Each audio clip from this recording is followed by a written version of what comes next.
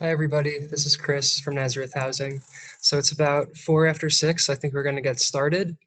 I want to just welcome everyone and thank you for joining us tonight. This is our first virtual tenant resource fair, and we're really grateful to have such a good turnout tonight. We're also grateful to all of our partners at HPD for helping to set this up, and to all the panelists for taking their time tonight to provide us all with up-to-date information from their agencies. We know that housing is always a big concern, even in normal times, and that it's an especially big concern right now, just with all this uncertainty that everyone is experiencing. So we're looking forward to hearing from everyone tonight and to hopefully answering as many of your questions as we can.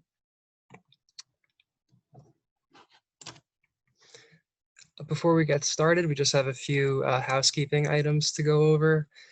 First, I just want to remind everybody that the webinar is being recorded and it's also being streamed on Facebook Live. So if you have any friends or family who weren't able to register in time, they can still watch the webinar by going to facebook.com/Nazareth Housing NYC, and they'll be able to stream it there. All the attendees are muted, and we'll have time at the end of everyone's presentations for Q&A. If, as someone's presenting, if a question comes up that you don't want to wait till the end, maybe you'll forget, you can just type it into the chat room, or there should also be a button on the bottom of your screen that says Q&A.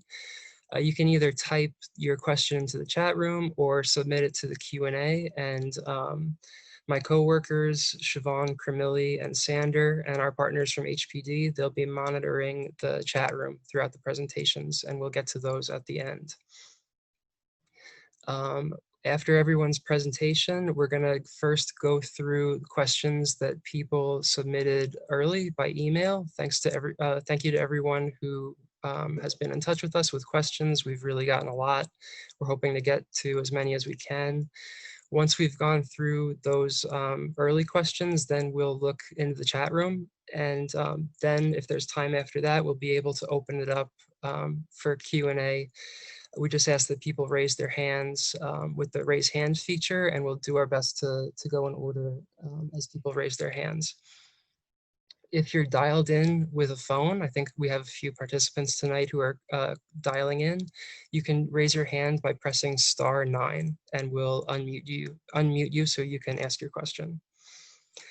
We're going to do our best to answer everyone's questions tonight, but obviously we've got a big group and we only have a couple hours to cover a lot of topics. So if your question isn't answered tonight, please email me at the address that you see on the screen, cbarrett@nazarethhousingnyc.org. And in the next couple days, I'll do my best to connect you to the right agency to get your question answered. I think my coworkers are also going to put their contact information in the chat room, and you can reach out to any of us if your question's not answered tonight. So I think a lot of you might already be familiar with us. Maybe you've participated in some of our programming before, but if not, I just wanted to very quickly introduce our organization. Nazareth Housing is a community-based organization committed to the promotion of housing stability and economic mobility among vulnerable families and individuals of New York City. We've been based on the Lower East Side since 1983 and in the Bronx since 2016. Our vision is to prevent homelessness in our communities by empowering families and individuals to build a pathway out of poverty and create lives filled with possibility and opportunity. So how do we do that, and how can we help you? These are just some of the programs that we offer. We help clients enroll in benefits programs like SNAP, which is food stamps, SCREE and DREE, which are rental exemption programs, rental increase exemption programs. We can assist you with rental and utilities arrears if you meet some of the eligibility requirements. I believe we're going to hear a lot about Housing Connect tonight. We have staff that can help you set up your Housing Connect account and submit applications. Every year we offer free tax preparation services at our Lower East Side office for qualifying households. And finally, we have 2 weekly food pantries every Tuesday morning on the Lower East Side and every Wednesday morning in the Bronx. You can learn more about these programs as well as how to get in touch with our staff by visiting nazarethhousingnyc.org. So now I'd like to turn it over to our first presenter, Philip, from NYC Housing Preservation and Development, the Neighborhood Education and Outreach Unit. So Philip, whenever you're ready, you can go ahead and pull up your slides. Okay, thanks, Chris.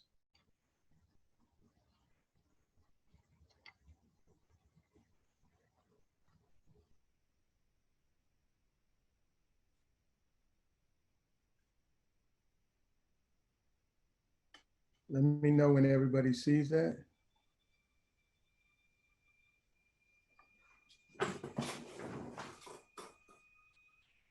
Does everybody see that? We can see. Looks good. Okay, great, great. Well, thank you, Chris. And thank you, everybody, for joining this very informative event that we're having today for tenants. So welcome, Tenants Resource Fair in partnership with New York City Housing Preservation and Development and Nazareth Housing. So a little bit about HPD. HPD was formed in 1978. HPD promotes the quality and affordability of the city's housing and the strength and diversity of its many neighborhoods. COVID-19 updates. Due to the unprecedented impact of COVID-19 on New York City, the City of New York and HPD have developed a list of resources for those seeking assistance. Please visit nyc.gov/coronavirus for more information and a list of citywide resources, or call 311 or 212-639-9675 for video relay service. COVID-19 eviction protection and rent hardship. Executive Order number 202.28 was signed on May 7, 2020. It allows tenants impacted by COVID-19 to temporarily use their security deposit toward their rent obligation. It bars landlords from charging late fees between March 20th and August 20th, 2020. And it stays foreclosures and evictions for non-payment of rent against persons impacted by COVID-19 for an additional 60 days from June 20th, 2020 to August 19th, 2020. This has been extended to October 1st, 2020. So for additional information on this, just call 311. How to prevent eviction. Rental arrears, you can get a one-shot deal from HRA. Their phone number is 718-557-1399. If you happen to be in the process of being evicted or received a notice, if you're on the brink of that, then you have Home Base, which can access an extensive network of neighborhood-based services to help you develop a personalized plan to overcome an immediate housing crisis and achieving housing stability. You also can call 311, but if you are a low-income individual, you also have free legal service where you can receive information, and we have housing court answers that should be able to assist you in that. That phone number is 212-577-3300 or call 311. Seniors who have received a notice of eviction or a written notice from their landlord can get eviction protection assistance and legal referrals. The city also provides eviction assistance for persons over the age of 60 who are mentally or physically impaired, or for additional help, call 311. Today, we also have on the line Housing Court Answers. They should be able to assist you with any additional information about evictions. But here are the facts. A landlord cannot remove you from your home without first getting permission from Housing Court if you have been living there for at least 30+ days or have a lease.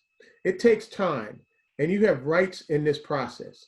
If you are a tenant with a lease or you have been living in your home for at least 30 days, the only way you can be evicted is when a judge gives the landlord permission by issuing an order. If a landlord, super, or someone else who works for the landlord locks you out of your apartment, call 911 or your local precinct. If the police are unable to help you, you can start an emergency case in Housing Court called an illegal lockout. This is so you can be restored to possession, which means that you'll be let back into your apartment.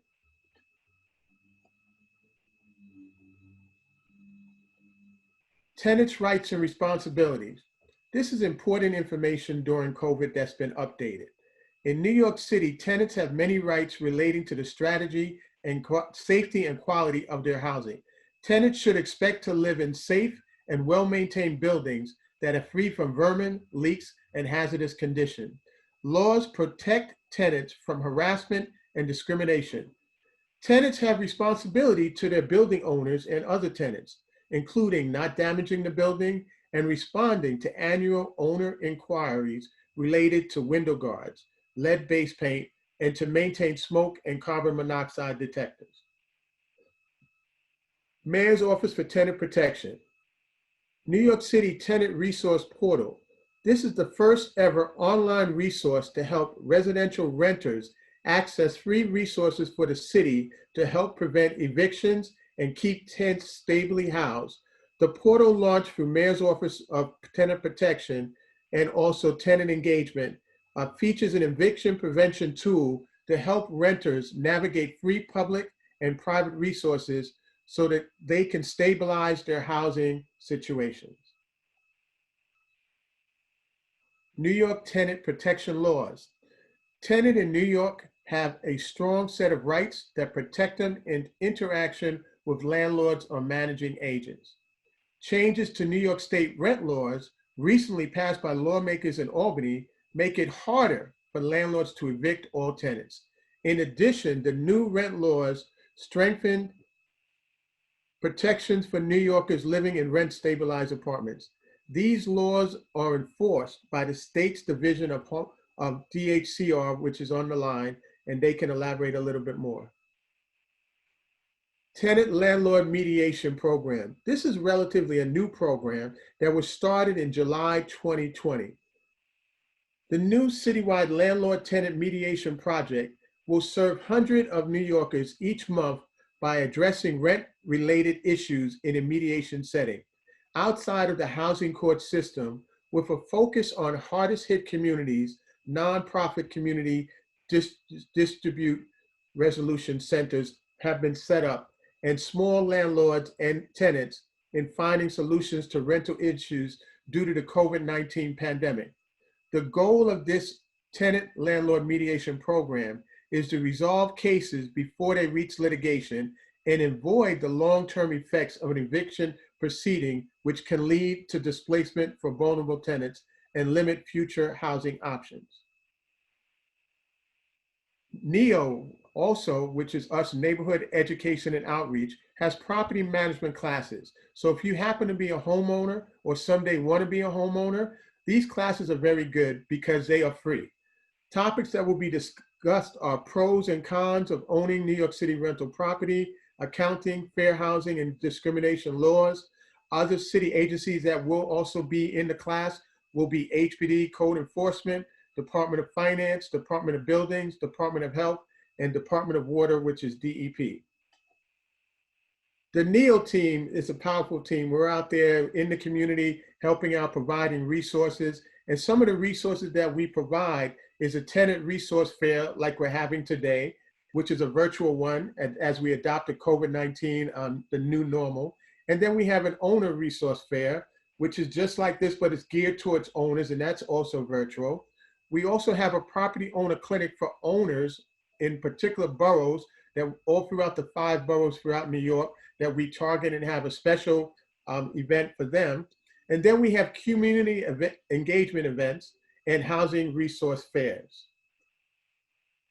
Now, if you want to freeze your rent through the SCREE and DREE program, if you happen to be a current SCREE recipient or a former tenant of the Senior Citizen Rent Increase Exemption or Disability Rent Increase Program, you can get information and help with the Rent Freeze New York City Rent Freeze Program, which allows eligible seniors and people with disabilities who live in rent-regulated apartments to freeze their rent and prevent most future increases. HPD Section 8 customers during COVID-19. In order to ensure New Yorkers who use Section 8 rental assistance vouchers have undisrupted access to housing, the Department of Housing Preservation and Development is taking the following steps to strengthen housing stability. The city will automatically extend any Section 8 voucher set to expire. Voucher holders do not need to reach out to the city for an extension. If you happen to live in NYCHA, NYCHA administers the largest Section 8 program in the country, approximately 85,000 people. For more information on NYCHA Section 8, please visit their self-service links, which is NYCHA's self-service portal, Section 8 owner extra internet, or Section 8 local portal, or you can call them at 718-707-7771. New York City Housing Connect, which happens to also be on the line today, which will be elaborating a little bit more about the current housing opportunities available to you through the new version of New York City Housing Connect. New York City Housing Resources Center portal. This is something relatively new that gives you access to a lot of different information. The city has many resources to help New Yorkers find and maintain safe and affordable housing.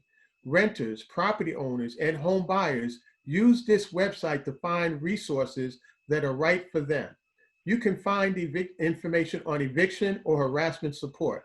You can get help paying for rental assistance. You can manage a residential property, get information about that. You can report a housing maintenance complaint. You can find financial resources if you happen to be an owner of a property. You can learn about housing regulations, and you could find shelter quickly. You can go to our website, which is www.1nyc.gov/slight/housing portal/index.page. If you happen to be a first-time home buyer or you're thinking about becoming a first-time home buyer, our first-time home buyers down payment assistance is really helpful. Our first-time payment assistance promotes the acquisition of privately owned 1 to 4 family homes, co-ops, or condos for owner occupancy within the 5 boroughs of New York City. But most importantly, it provides a forgivable loan of up to $40,000 for down payment assistance or closing costs to qualified home buyers. 311 is your friend for resources that you need. A lot of people don't realize that 311 has access to information that you can get at your fingertips by dialing 311. You can get information on COVID-19, face coverings, having meals delivered, getting food if you need food, alternative side of the parking, unemployment insurance at the labor.ny.gov. You can access HRA for a one-shot deal. You can get food stamps through SNAP. You can look for a job through Workforce One, which is nyc.gov/workforce. And if you happen to be a veteran in a low income status with a risk of eviction or homelessness and rental assistance, there is rental assistance available through 4 nonprofit organizations that have been awarded grants to help in this area. Listed below is Help USA, Jericho Project, Services for the Underserved, and Volunteers of America. As we conclude, we want to thank you for inviting NEO, which is Neighborhood Education and Outreach, to provide housing information and resources to the community. You can contact us at 212-863-8830, or you can reach us at our email or website, which is www.nyc.gov/HPD. And that's our presentation.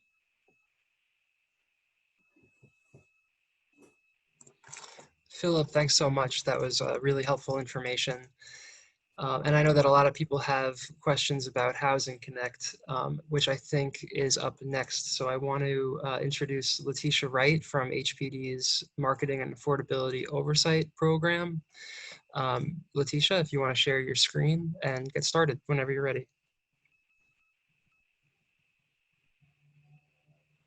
Good evening, everyone. Thank you to Nazareth and NEO for organizing this event.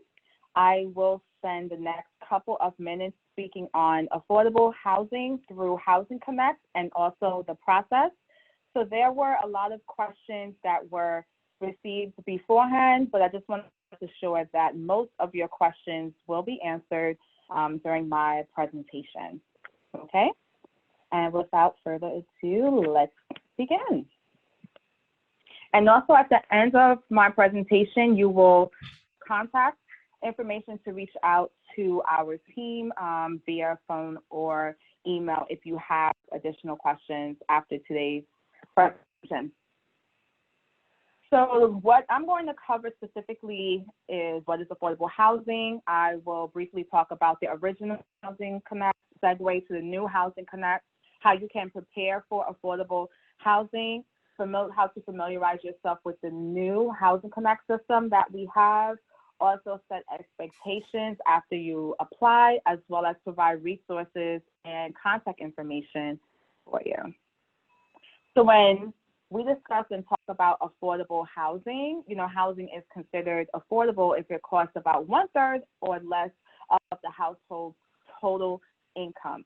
So always keep that in mind that when you are assessing your household income and you are gathering all sources of income for all individuals that reside in the household, you just want to ensure that when you are looking and viewing the lotteries that are listed on Housing Connect, you always want to make sure you pay attention to the income and also the household size. But we'll talk about that more in depth in just a few slides.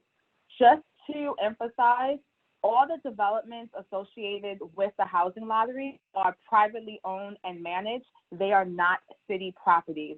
So there were some questions that were received regarding public housing, which is under the NYCHA umbrella. So if you have questions pertaining to public developments or city development, city housing, you would need to reach out to NYCHA. But in terms of the affordable housing lotteries that are posted on Housing Connect, these are private dwellings. So they are privately owned and managed, okay?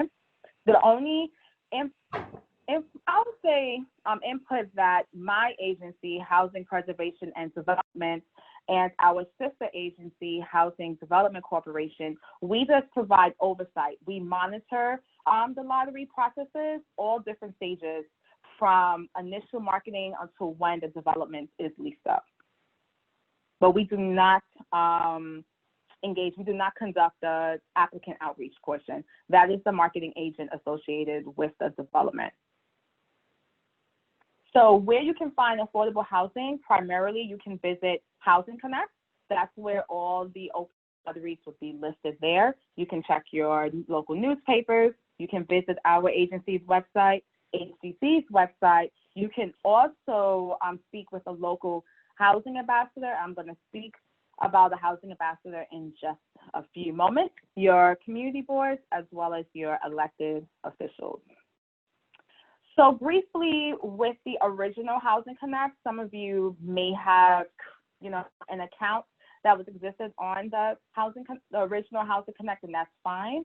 But starting in July of this year, we did launch a new Housing Connect website, and I'm going to speak more in depth about that after this slide. But I briefly just wanted to cover and go over the original Housing Connect.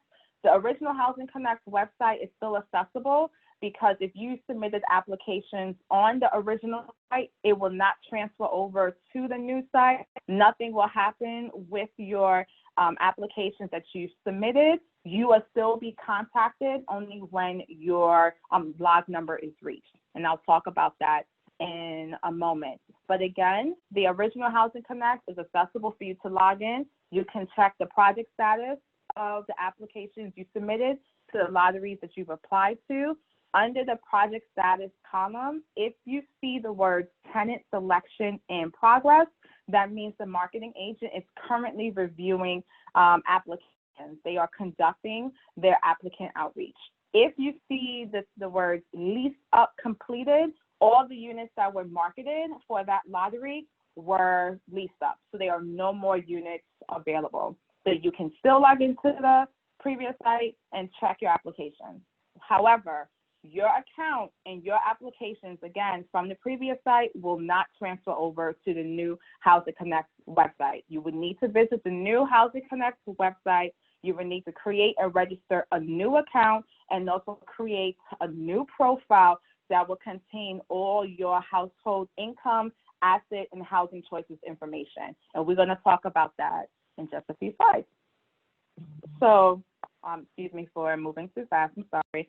So the new Housing Connect, we're most excited about it. We took a lot of feedback received from users such as yourself, as well as partnering organizations, and we work together to provide a cohesive, efficient, and an accurate platform that can assist housing seekers in identifying better housing options. So on the new Housing Connect, it would offer rental opportunities, home ownership opportunities. It's also mobile accessible. The previous website was not. It also allows you and gives you the opportunity to upload your documents. So let's say if you wanted to upload income information about your household, you can save all your documents in the system. And if you are contacted, you can submit your documents to the marketing agent directly through Housing Connect. And also, it would give you an opportunity to know the status of your application in real time. So 3 key functions with the new Housing Connect system. I just want to emphasize that we really wanted to focus on Housing Connect being a people-centered platform. So accuracy, efficiency, and accessibility is critical. In terms of accessibility, with the new site, you are able to access it through your mobile device, a tablet, or a PC. Also, we're excited that with the new system, it is combined with Google Translate. So you are able to transcribe the characters on the screen up to 100 languages. And also, it does provide a robust ADA features for individuals with disabilities in their housing search as well. Accuracy is key. When you are completing your profile, there are system-guided questions that it will ask you specifically where to look on your tax return, to look on your W-2, to ensure that the most up-to-date and accurate information is inputted and that your household total income is correctly calculated.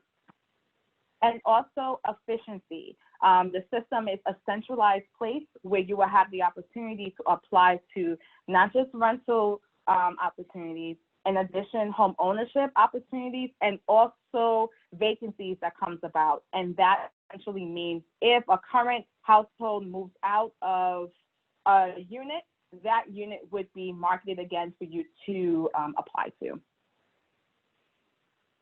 So how does the system work, right? So through the new Housing Connect, you can find like an array of different housing lotteries for you to apply to. Now, you must qualify. Your household income and household size must meet the requirements for the development that you are applying to. So it's critical for you when you are applying to these open lotteries, you are looking at the qualifying criteria on the advertisement before you submit an application.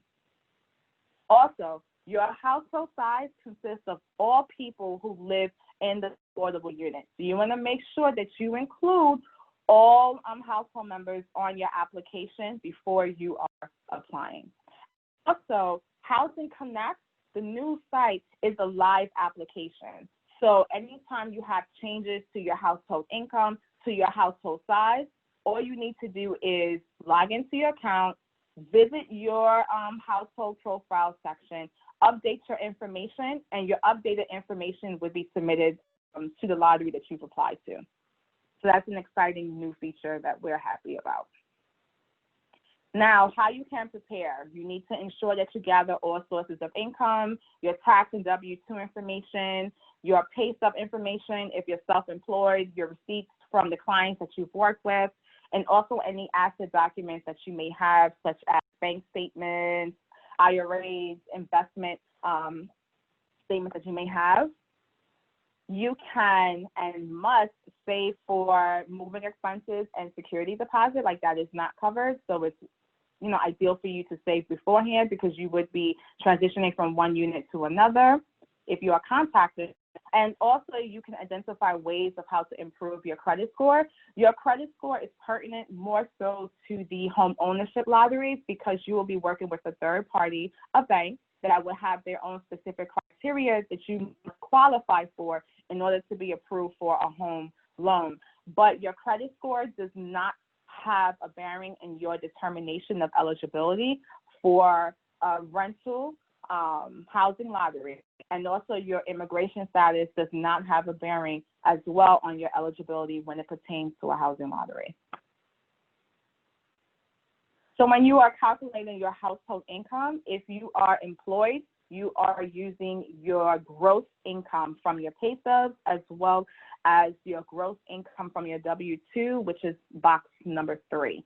If you are self-employed, you are using your net income. So you're going to minus your business expenses from your revenue received, and that would be your net income. Other sources of income to also consider: if you receive unemployment, that is a source of income. You want to make sure you include that.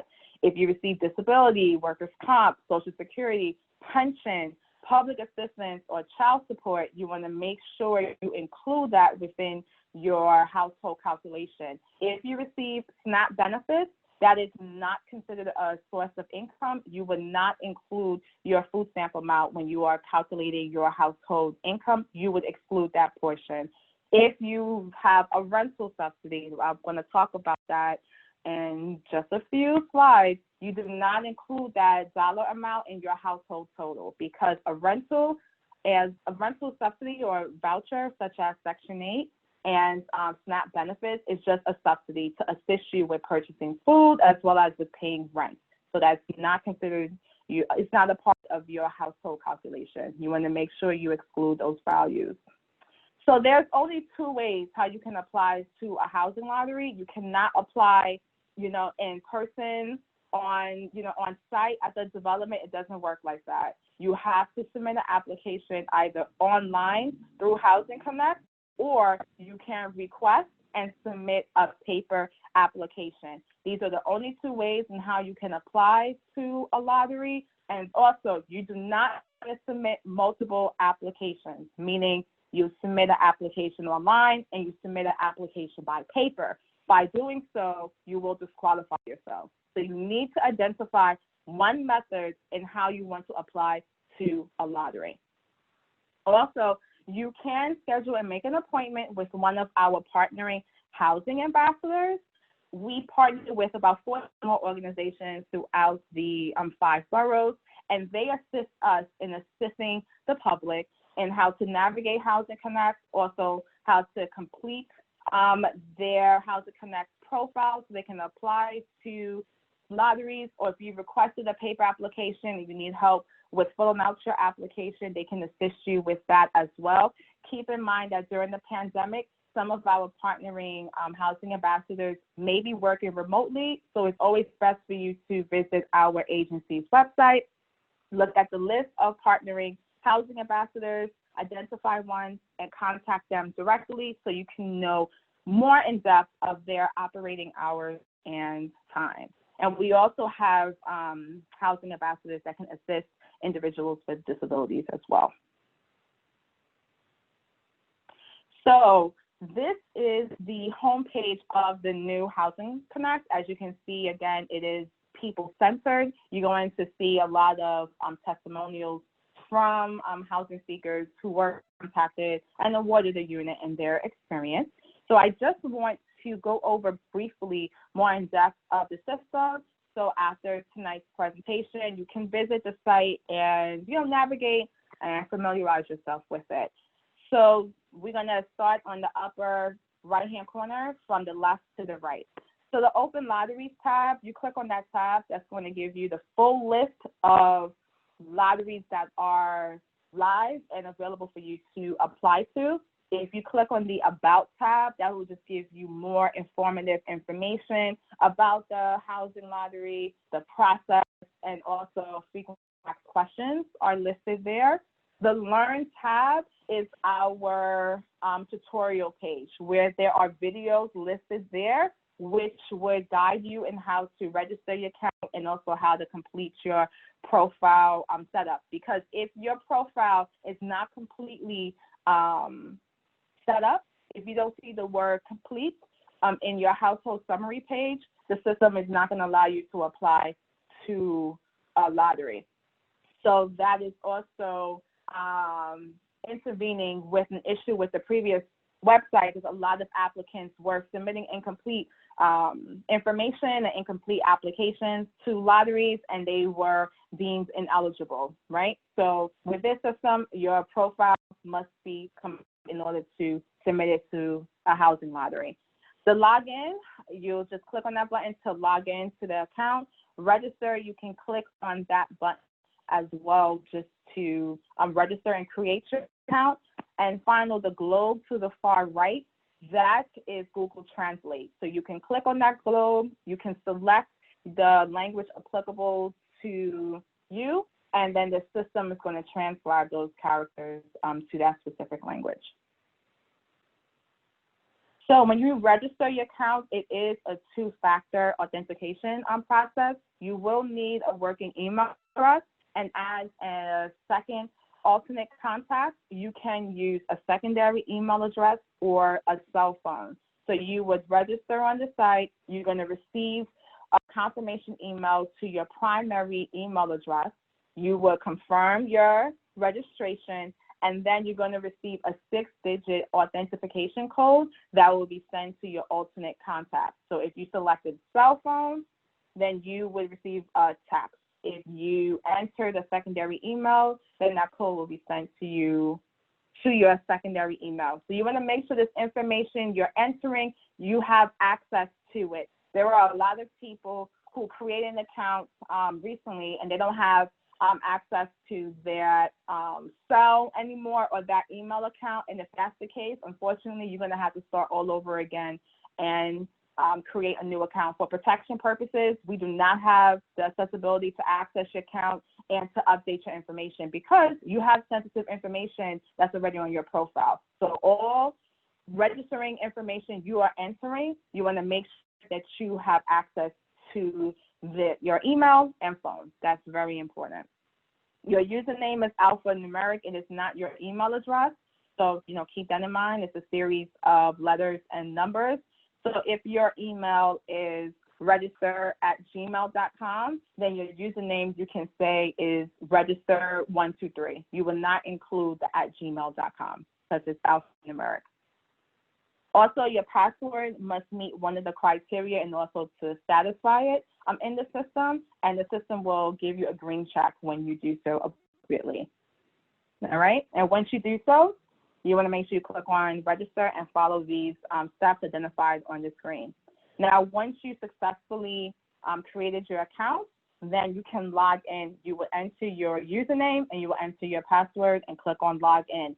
At any time, if you forgot your password or you can't remember your username, just click on forgot password or forgot username and follow the prompts thereafter to reset your account.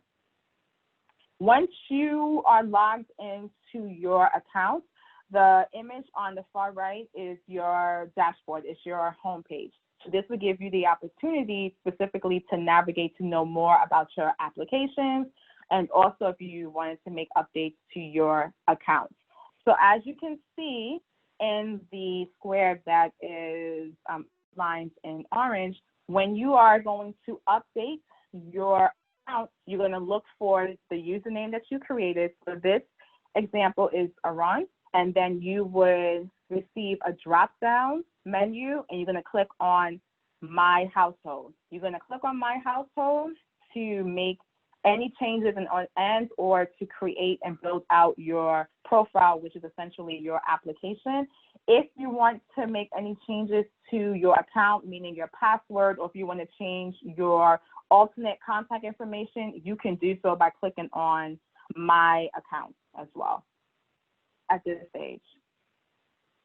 So your household profile setup, you would be entering your household member information, your primary address, your personal information, which would be per household. So let's say if you are a household of 3, you are going to be entering income, asset, and household choices information 3 times. So you want to make sure you understand that completely, which is quite similar with the original site as well. And these would be a series of questions that the system is going to navigate and walk you through as you are answering. So again, if you're a household of 3, including yourself, you need to click and add on your household member buttons. You will click that 3 times. You would enter the household member name and their information, as well as inputting their income, asset, and housing choices information as well. This is where we will capture if you have disability. So if you have mobility, hearing, or visual disability, you would indicate that under the personal information for that household member. If you have housing subsidies such as Section 8 or City for HEP, you would also indicate that on under the personal information profile. So you want to make sure you do that. Okay. Oh, and important. Also, anytime you input this information, always click next so you can save your information. So again, rental subsidies, I'm sorry, perfect.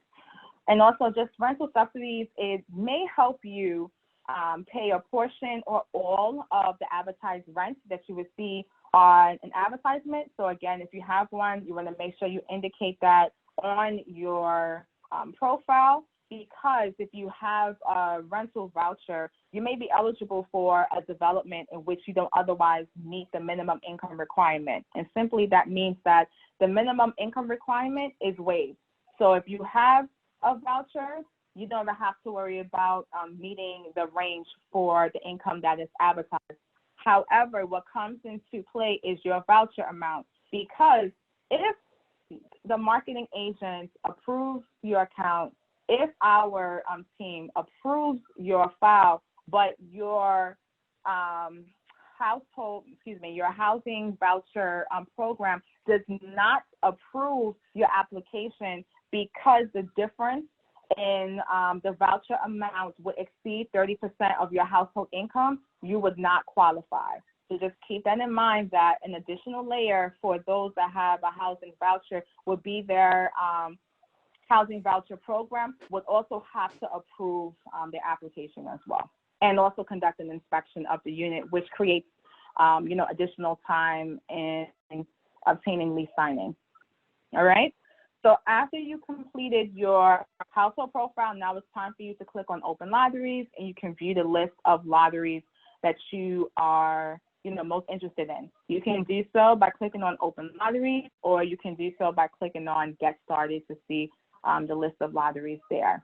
Now, what's unique about this site is that you can customize your housing searches by household size, income, rent amounts, sales prices for home ownership lotteries, unit size and type, nearby transit, borough and neighborhood and amenities. So you can customize your search for housing.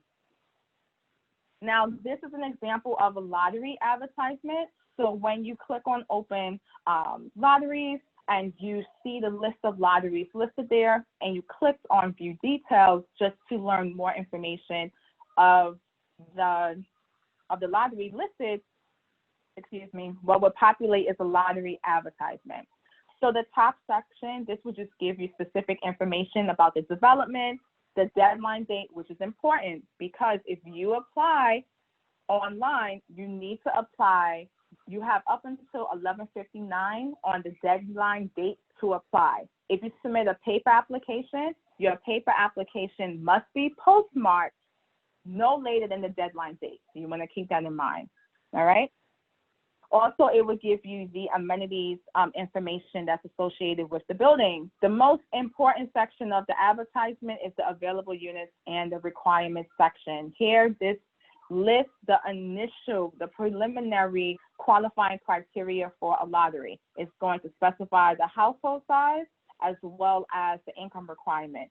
So for example, let's say you saw a lottery in East New York, Brooklyn, and you're like, yeah, I like that lottery. Let me click on it. You clicked on it, And the lottery is only advertising studio apartments, but you're a household of three. Three individuals cannot occupy a studio apartment. So you always want to make sure you pay attention to the household size. Hopefully you guys can see my mouse that's listed here. Anytime you look at the advertisement, you look at the AMI, because every development will have different area median incomes associated with it. So you want to make sure you're paying attention, you're looking at the correct income bracket that's applicable to your household income. You also want to pay attention to the unit type, the amount that's listed, as well as the rent.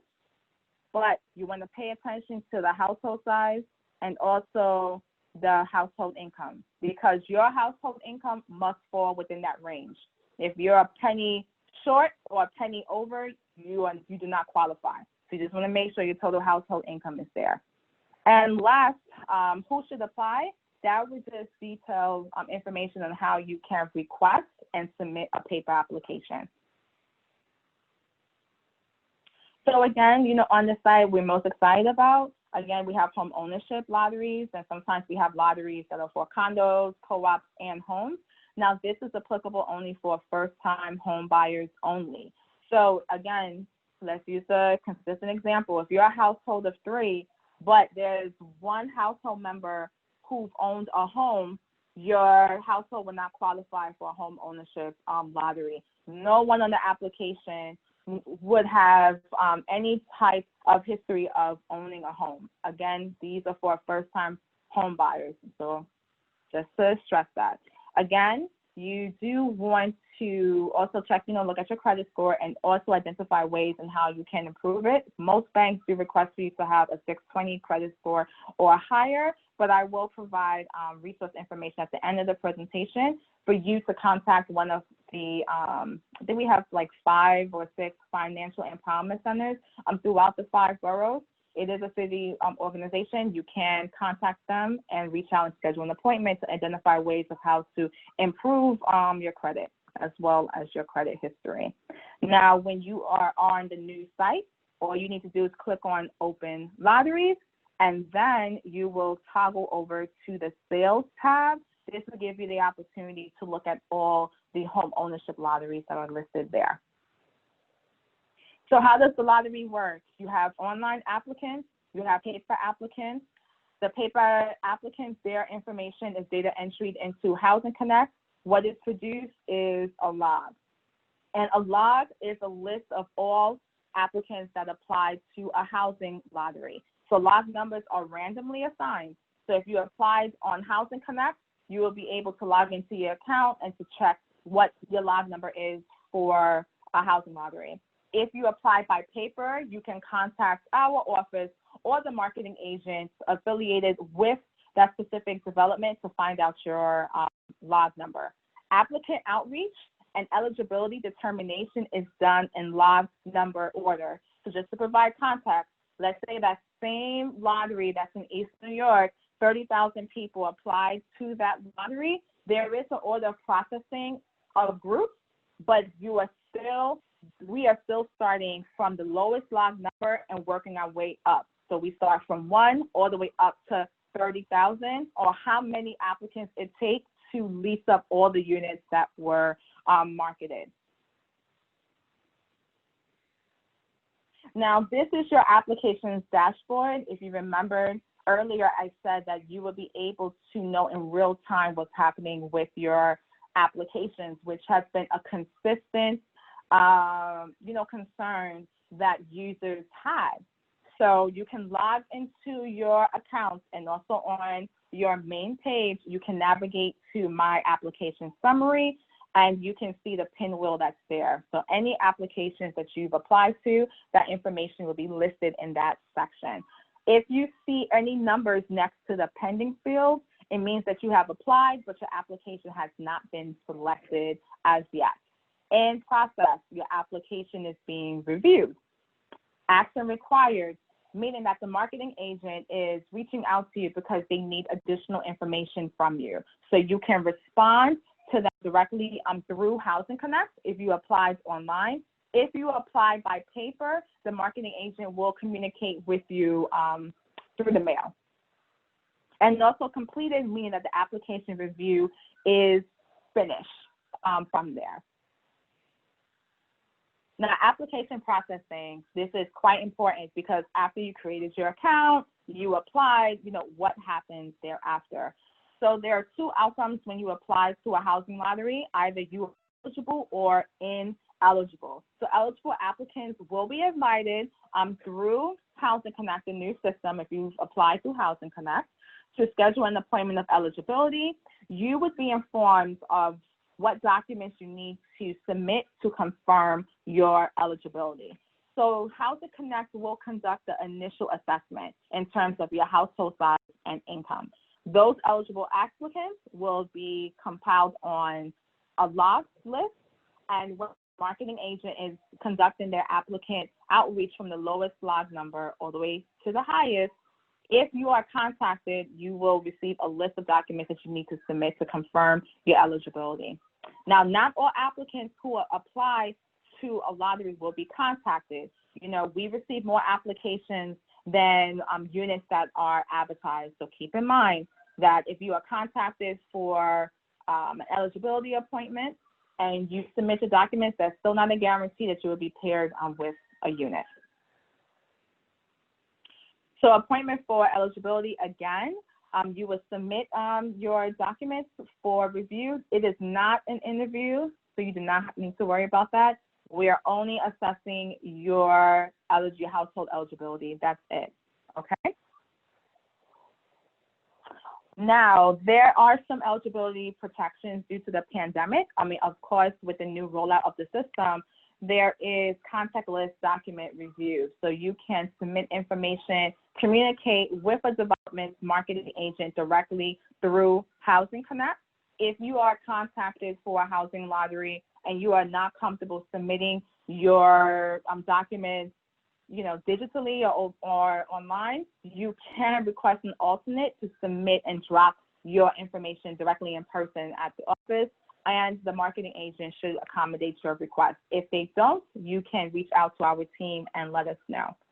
Now, income projections for those who are working through COVID, if your income was compromised, let's say you were working and now you are collecting unemployment, if your position was terminated, unemployment is a source of income, you would input your unemployment information for the system to calculate your overall household income, so that's fine.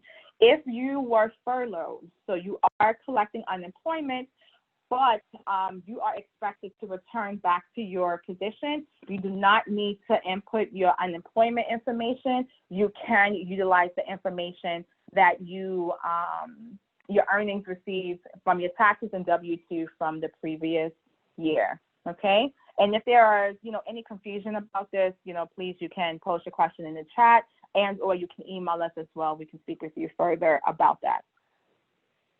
Now, possible reasons for rejection. Either you are under income, you are over income. Again, your household size is too small or too large. It depends on the units that are marketed with a project. If you submit an incomplete application, right? And this is more so pertinent to those who submit a paper application, because again, with the new system, you can't submit an incomplete profile. Your profile must be complete. But however, for a paper applicant, if they did not fill out all sections of the application, they can be deemed ineligible because it's incomplete. If you're over the asset limit, that would be the information that is advertised on the advertisement, that income range. So you want to make sure that you fall within that range. If you own property within 100 miles of New York City, and this is pertinent to the rental lotteries, if you own property in New York City and you apply to a rental lottery, you do not qualify. You can be disqualified for that. Also, for first-time home buyers, you guys are the only ones that would be eligible for the home ownership lotteries. So you want to make sure when you apply to the home ownership lotteries that no one in the household has ever owned a home. And also non-New York City residents, they are given low priority because these lotteries are targeted specifically or preference is given, I don't want to say targeted, but preference is given to New York City residents first.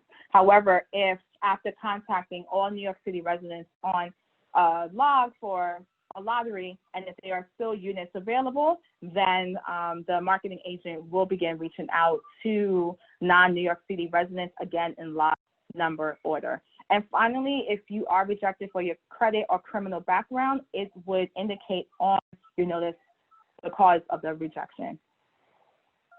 Now, if you receive a rejection, I know sometimes that can be discouraging. A lot of people will see the word, rejection, and they will not read their notice thoroughly, but please make sure you do so because there is an appeal process. You will have 5 business days to submit an appeal to the lottery's marketing agent if you are not in agreement with their determination. At that moment, the agent can overturn their decision and reconsider you, or they can deny your appeal. If they deny your appeal, you have 5 business days from that point to submit a complaint to the respective agency that is overseeing that lottery. So you want to make sure you read these notices in depth because it explicitly lists who do you need to contact to submit your appeal, as well as who you can contact to submit a complaint. So you want to make sure you read these notices thoroughly, and you want to respond fast if you receive one. There are no fees or application fees, brokerage fees associated with any lotteries. However, there is a credit check fee that is allowed, but it is limited to $20. You are only charged once you've been determined eligible and a unit is available. So again, as I mentioned earlier, you cannot be rejected for your credit. And also you can submit positive proof of rental history to forego paying for a credit check. So if you can submit to a marketing agent 12 months history of you paying, rent, that can forego the $20 from there. However, you can be rejected for a bankruptcy filed within the last 12 months, as well as open delinquencies totaling $5,000 or more, which is past due of 120 days that is on your credit report. Now, this excludes medical and student debt. So what are your next steps, right? First, I want you guys to visit the New Housing Connect website, familiarize yourself with the site. Also, create and register an account if you haven't done so, or if you have, great, log in, view the list of lotteries that are available and apply. Also, if you have, just any hurdles that you face, like I don't understand how to, input the information under the income section of my profile, you can always visit the Learning Center, and it has helpful videos there to navigate you and assist you, and move forward and apply. So these are helpful resources that you guys can obtain from this link that is located on the bottom. This is great information in terms of identifying a housing ambassador. If you also would like to identify a financial empowerment center that you can do an appointment with to assist you in how to improve your credit score and also your credit history, you can do so. Understanding how income is calculated, you can definitely review our applicant income guide. And also, after you apply, the checklist and resources, like the information we will ask for, you can look at that as well. And with that being said, I just want to say, thank you again to Nazareth and Neo for inviting me to present. I know there was a lot of information that was shared, and I'm so sorry if I went over time, but I know that a lot of you all had a lot of questions about the lottery process and Housing Connect, so I hope your questions were answered. Again, our contact information is NYC Housing Connect at hpd.nyc.gov. You can email us. I would advise for you to email us.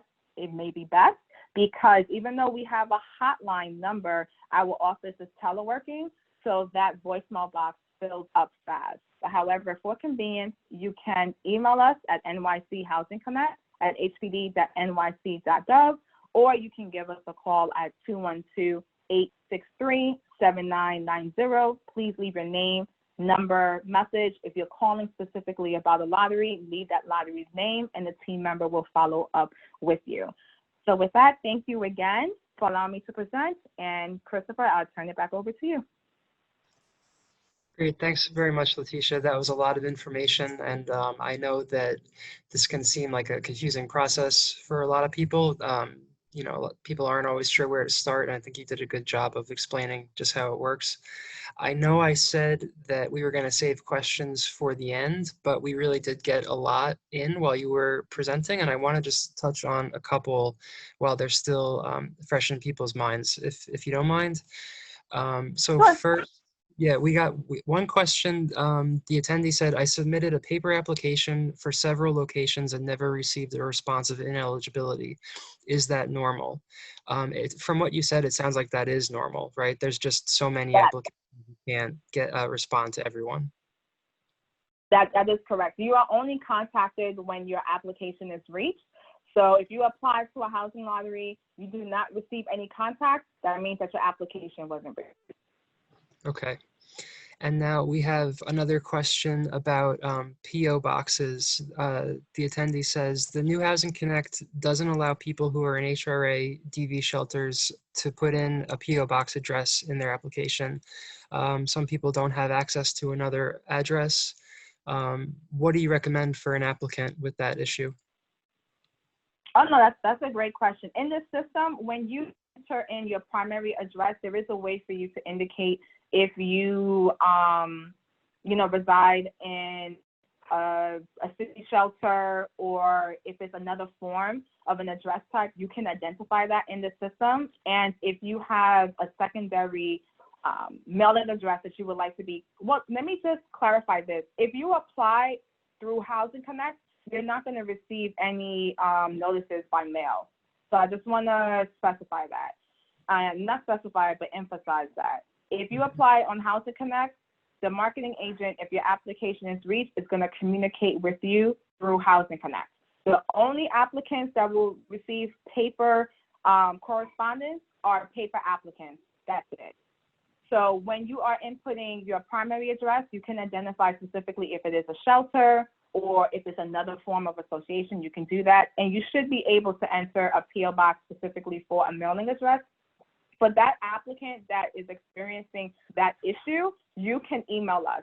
This is a new system, so if that is a bug that we are unaware of, then I would definitely like our tech team to look further into that. So I will share our contact email, in the chat. Please email us so I can know specifically what's going on, and then we can try to, fix that together.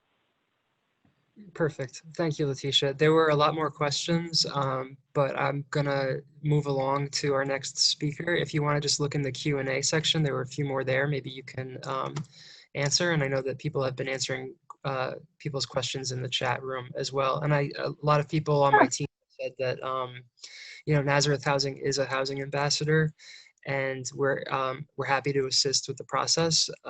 We're based in Manhattan and the Bronx, but we help people from all 5 boroughs.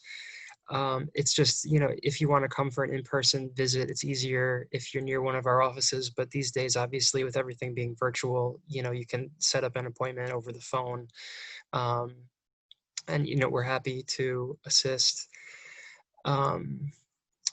There was one other thing I wanted to say about Housing Connect before we moved on. It'll come to me. Okay. Thanks again, Letitia. No, not a problem. Thank you again, Chris. Okay.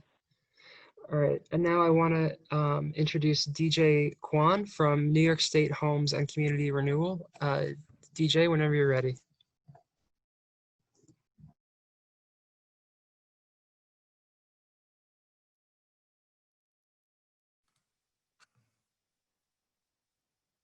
Okay. Can everyone see? Oh dear, what happened again? That was weird. Can everyone see my slides? Yes, we can. Okay, thank you. Good evening. My name is DJ Kwan, and I'm here for the New York State Division of Housing and Community Renewal.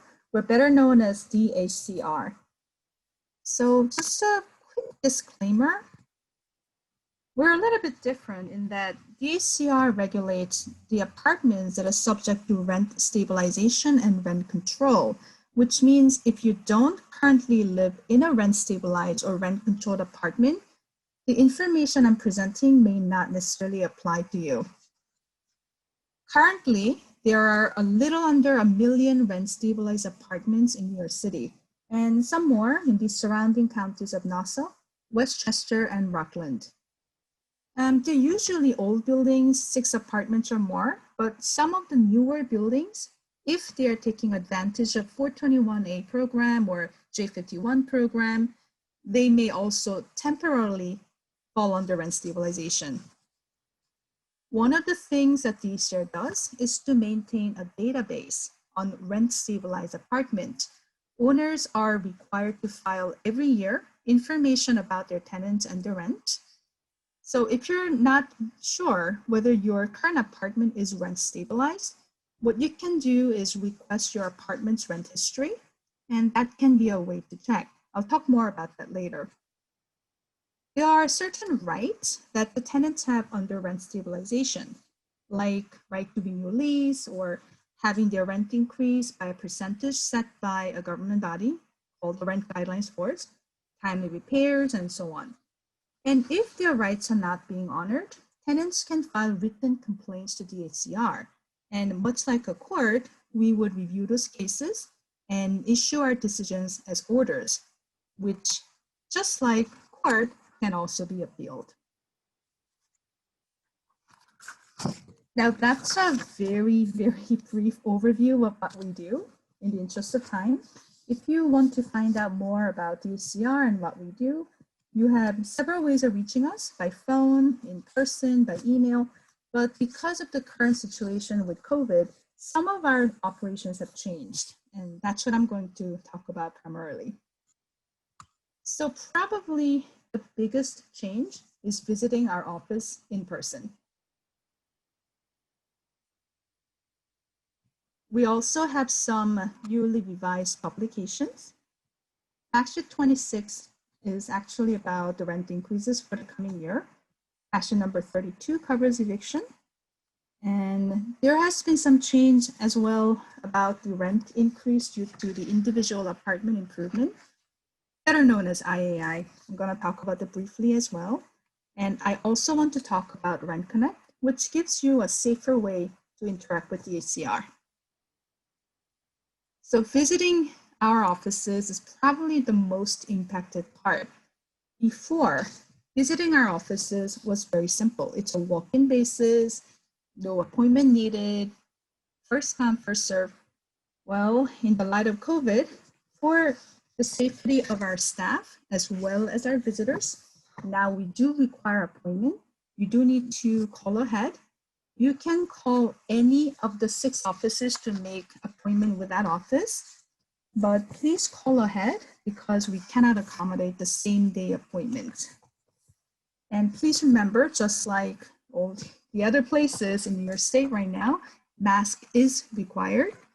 And we do encourage you very highly to arrive on time because the appointment is only 30 minutes long. And to bring a photo ID. Without it, generally, you probably won't be allowed inside the building at all. So make sure to bring a photo ID and a proof of tenancy like lease or rent bill, rent receipt, utility bill like electrical bill. One of those will do. So Action 26 is about rent increases. Due to the financial hardship that COVID-19 has brought to so many of us, the Rent Guidelines Board, which are the governing bodies essentially that decides on the rent increases for the rent stabilized apartments, have basically all voted 0% for the coming year. That means leases starting between October 1st, 2020 and September 30th of 2021. But I'm gonna talk mostly about rent stabilized apartments in New York City simply because it's a little bit different.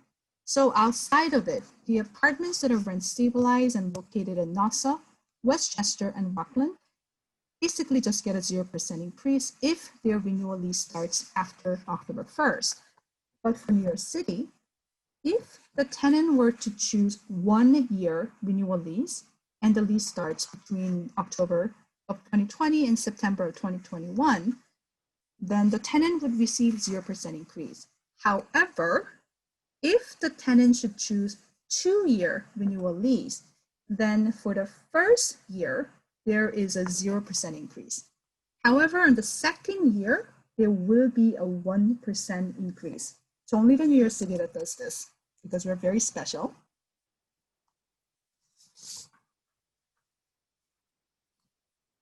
Section 32 was recently revised to talk about this, the Tenant Safe Harbor Act of 2020, which was passed on June 30th.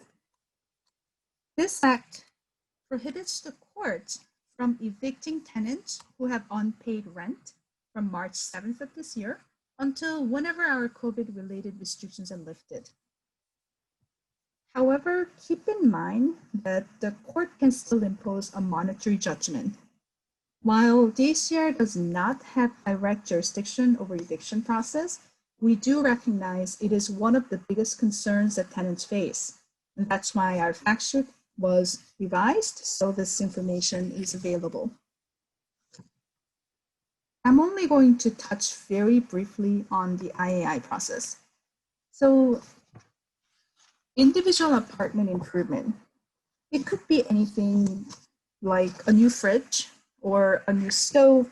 Owners have always been able to seek rent increase whenever they install a new equipment to an apartment, to a rent stabilized apartment. But in June of last year, Housing Stability and Tenant Protection Act, or HESPA, imposed some new limits and a new requirement. Namely, before an owner can collect rent increase for any new equipment, owners must submit a notification form and photographs of before and after the installation of the new equipment to DHCR. If the apartment was occupied at the time of the installation, then tenant's written and signed consent is also required to be submitted. I'm simplifying a lot here. This is actually a very big topic and we do have a ton of information. So please remember to visit our website, which is acr.ny.gov.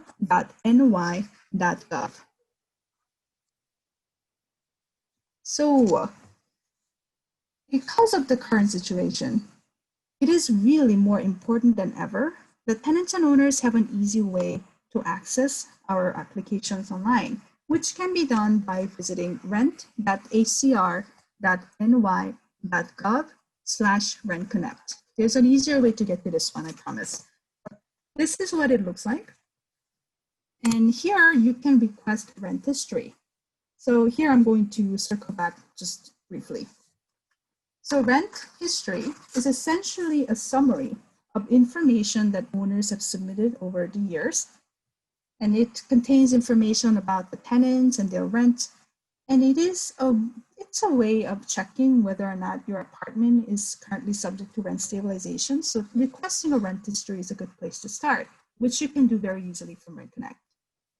You also have access to applications online, including the decrease services. That's if the owner is refusing to give you repairs, rent overcharge in case you have reasons to believe that your rent has not been calculated lawfully, or lease complaint if your owner has not renewed your lease in a lawful manner. And we have more than that as well. What I presented so far tonight is just a very small part of what we do. And you can get a lot more information by visiting our website at acr.ny.gov. You can also call us at 833-499-0343. That's 833-499-0343. That's our rent info line. And you can actually talk to live counselors over the phone who can answer your questions. Just keep in mind that they're only there during the regular business hours, which means Monday through Friday from 9 a.m. to 5 p.m., excluding any federal holidays. So please don't call us, on Christmas Day or New Year's or Thanksgiving. If you prefer to have answers through email, then you can submit your question using our web portal, which is portal.acr.ny.gov/app/ask. Or make it a lot easier on yourself just by visiting us at acr.ny.gov and go to contact us. The direct link is acr.ny.gov/contact-us, but probably the easiest thing to do is just to go to the main website and hover over About Us and then click on Contact Us. Contact Us link is everywhere on our website. It's a lot easier. And that's really it. Thank you very much for having me here tonight. And thank you very much for your time and attention. Please be safe, everyone. Thank And you, that's it. DJ. So we actually got a hand raised during your presentation. So I think the question might be specifically for you, and I want to just give that person a chance to ask their question really quickly before we move on to the next presenter. So Haiti Muniz, if you're there, I'm going to unmute you. You can go ahead and ask your question.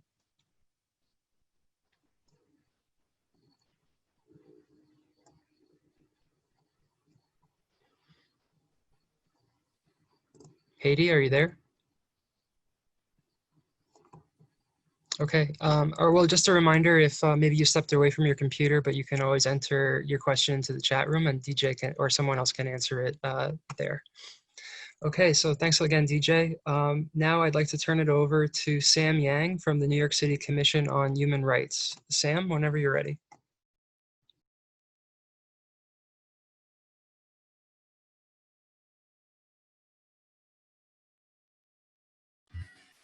Awesome, thank you, Chris. Can everyone see the presentation?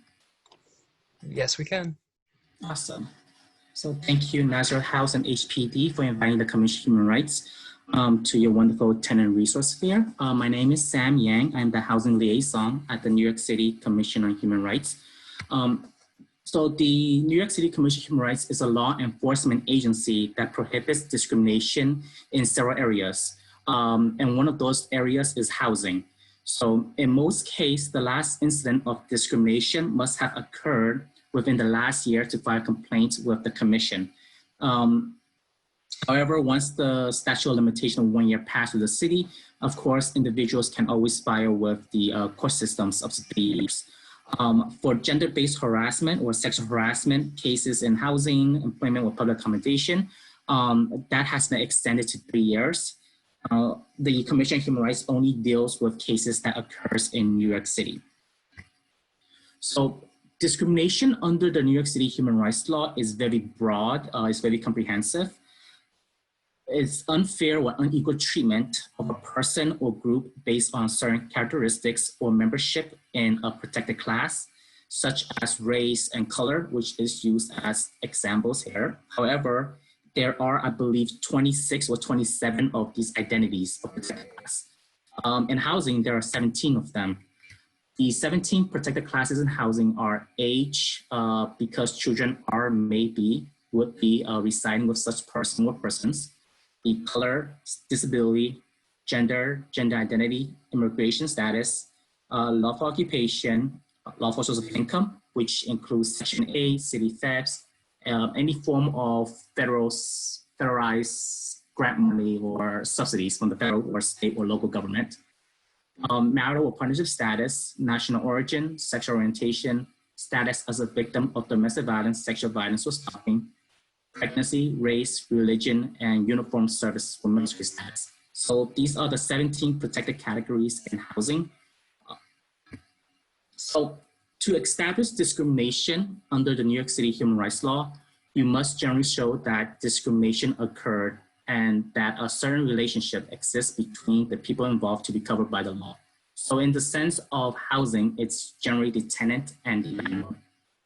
In housing, it could also be the tenant and the super. It just has to be a relationship between the tenant and an agent of the landlord. So housing providers that must comply with the human rights law. So any person who is selling, renting, or leasing, including landlords, superintendents, building managers, brokers, and realtors, cannot discriminate because of a person's actual or perceived immigration status, actual perceived protected status under the law. And this includes actual perceived immigration status, gender identity, as well as disability. So there are some exceptions to the law. So one of the exceptions is a two-family residence where the owner or members of the owner's family occupies one unit. This exemption under New York City human rights law applies only if the landlord or owner has not had class. Rental rooms in a housing accommodation where the rental is made by the owner and the owner or family member resides there. Housing limited to the seniors or persons with disabilities, and gender-specific domicile residence. So these are the exceptions for the New York City human rights law. As you can see, the majority of the housing that is currently in New York City is covered under law, and landlords cannot discriminate because of persons' actual perceived protected status under the law. So, as I mentioned earlier, lawful source of income is any form of federal, state, or local government housing assistance, whether it's cash or voucher. It could include vouchers for security deposits, one-time emergency vouchers, or rental assistance vouchers. And I'm pretty sure when it comes to federal, state, or local government housing assistance, vouchers they include such as Section 8, HASA, city FEPS. It also includes GI bills, Social Security, SSID, SSI, SCREE, DREE. All of these are actually falls under lawful source of income, and individuals cannot be discriminated because they have the lawful source of income or are planning to apply for any of these lawful sources of income. For lawful source of income, a landlord or broker with the right to sell, rent, or lease at least one building with 6 units or more cannot refuse to rent an apartment because the prospective tenant received public or housing assistance, refuse to process renewal paperwork, refuse to do repairs for voucher holding tenants, but does repairs for non-voucher holding tenants, refuse to rent an apartment unless the prospective tenant earns 40 times the rent. As we know, if an individual is receiving housing subsidy, there is near impossible the tenant to actually have 40 times the rent. Print advertisements, including online or newspaper advertisements that indicate a refusal to accept vouchers or subsidies, and require credit checks when the voucher covers entire rent and utilities. So these are just some of the examples. There are other examples out there which are prohibited in New York City. For example, we have requesting tenants pay additional money on the side, additional to their what is listed on the security, listed on the vouchers, or requesting the tenant to, pay additional security deposits when there is a security deposit that is already associated to the vouchers. Brokers and realtors asking for more money than is already listed on the vouchers. So these are all actually discrimination under New York City human rights law. So other types of illegal housing discrimination in New York City are refusing to sell, rent, or lease housing, misrepresenting the availability of housing, which we've seen a lot. If the individual goes apply for an apartment and the landlord is telling them, no, this apartment is no longer available. Or if the landlord is saying that because you have a voucher or because you have 2 children in the household, the rent will now be $2,000 rather than the listed $1,500. Setting different terms, conditions, or privileged for the sale, rental, or lease of housing, providing different housing services or facilities, posting discriminatory advertisement or marketing, refusing to provide a reasonable accommodation for a person with a disability, which we'll go into detail more later, steering potential home buyers or renters to or away from a particular area. As we know that this happened a lot during redlining when individuals were prohibited, when there were actually law out there as well of individuals who didn't want to rent or sell to another people based on their race or on the color of their skin. Pressuring for-profit homeowners to sell by exploiting ethnic, racial, or other demographic changes. So, under the New York City human rights law, a person with disability are entitled to reasonable accommodation in housing. And for New York City, we tend to make the definition as broad as possible. So disability means any physical, medical, mental, or psychological impairment or history or record of such impairments. So as you can see, it's a very broad term that we're using.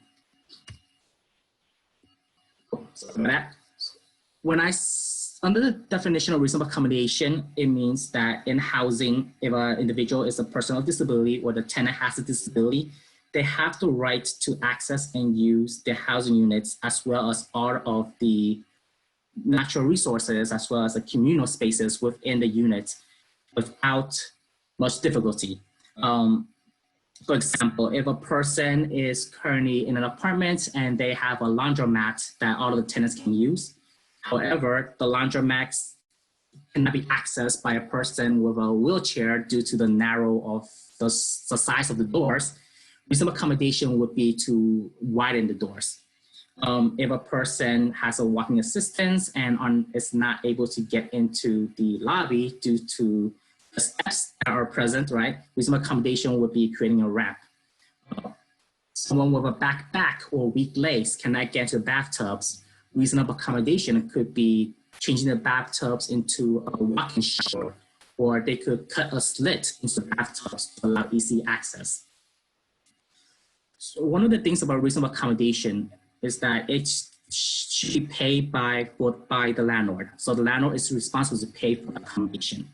The only time when the landlord can say turn down a reasonable accommodation is when it causes undue hardship. Undue hardship meaning that it's structurally unfeasible or the cost, the financial burden for the landlord will be too much. The landlord will have to provide proof that the financial burden is too much using tax records and other financial statements. So the other thing that the commission deals with in housing is known as tenant harassment. However, unlike some of the other harassment cases you could file in housing court, for New York City, our harassment has to be connected with one of the protected classes. As we mentioned earlier, there are 17 of these protected classes in housing. So for example, race, age, and disability. So tenant harassment and discrimination case by a landlord would be, for example, failure to provide heat because of the tenant's age. So other forms of tenant harassment that the Commission on Human Rights deals with is intimidating tenants to move out of their apartments to surrender their rights because they are African American, failing to provide adequate heat because the tenant has children. It could also be the landlord, harassing the tenant and saying, I know you have children, so now I'm going to call ACS on you to take the children away because you guys haven't been paying rent. Failing to provide water because the tenant has a disability. Threatening to call the police or immigration to force an immigrant tenant to vacate apartments. They had a case prior, similar to this. Threatening to assault a tenant because of their sexual orientation, and filing unfound housing court cases because of tenant status as a victim of domestic violence to intimidate them into leaving the apartment. If you do file a complaint, either with the Commission on Human Rights or with the landlord or any other agency, you are protected from retaliation. If the landlord does retaliate, meaning that they take adverse action against the tenant for opposing discrimination or participating in investigation, that is prohibited. Examples of retaliation are blacklisting tenants, refusing to make repairs, refusing to renew lease, or intimidating tenants. Other forms would be, for example, if you request for reasonable accommodation in housing, the landlord says, sure, I will give you the accommodation. And then 2 months later, they refuse to renew your rent, renew your lease. Or 2 months later, they say that, oh, we're gonna have to increase your rent up by $500 now because of the expenses I had to pay out. That is retaliation and that is prohibited in New York City. So the Commission on Human Rights have the power to impose $125,000 in civil penalties for violations and up to $250,000 for violations that are result of willful, wanton, or malicious conduct. These penalties are in addition to other remedies, including but not limited to getting a tenant into units, mandating landlords to attend trainings, damages for the victims for emotional distress and or other out-of-pocket expenses related to the discrimination. So the imposed civil penalties, that is the penalties the landlord have to pay to the city. However, the out-of-pocket expenses and the emotional distress, those are monetary values that the tenants will be able to receive if they file a complaint with the commission and work with the commission. So contact the New York City Commission on Human Rights. So if you believe an employer, housing, or public accommodation provider is violating the law, you could call us at 311 and ask for the Commission on Human Rights. I believe currently our agency has over 40 different languages spoken. If we don't have a language that is needed, we have the interpretation line, translation line, interpretation line that will assist. So don't be afraid to call if English is not your first language. You can also call us directly at our info line, which is 212-416-0197.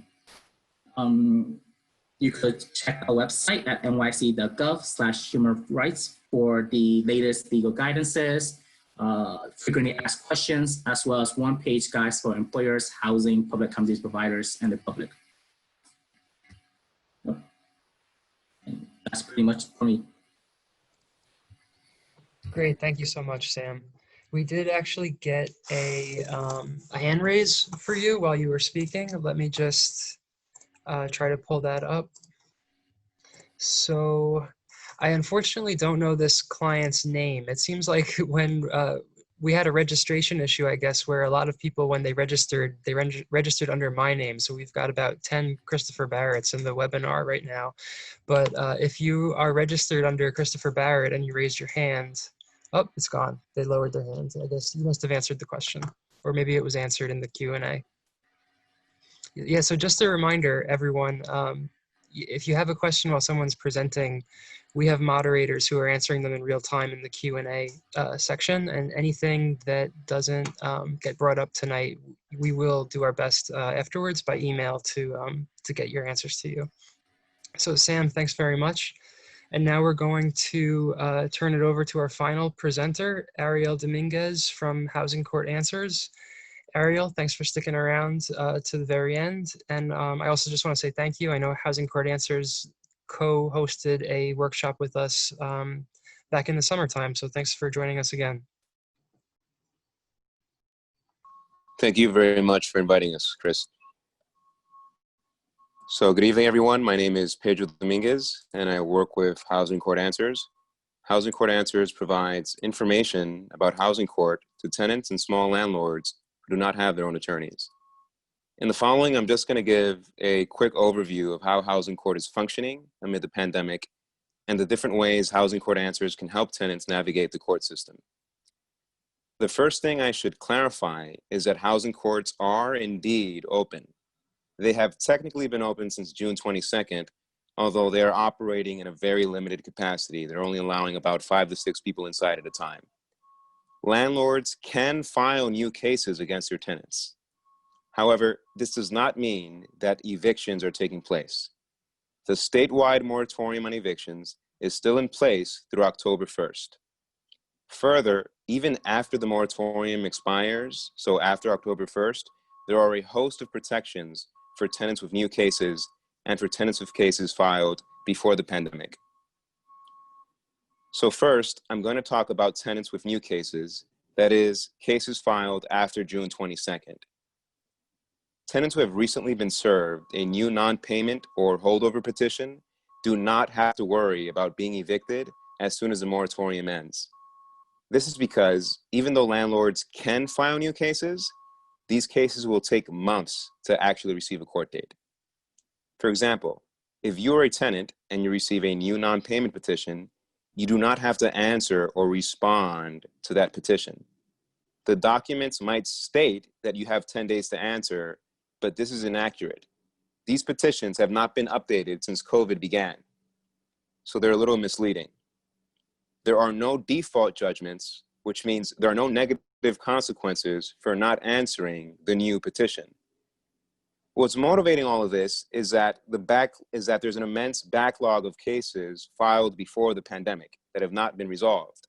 So courts simply do not have the capacity to offer court dates to this avalanche of new cases landlords are currently filing.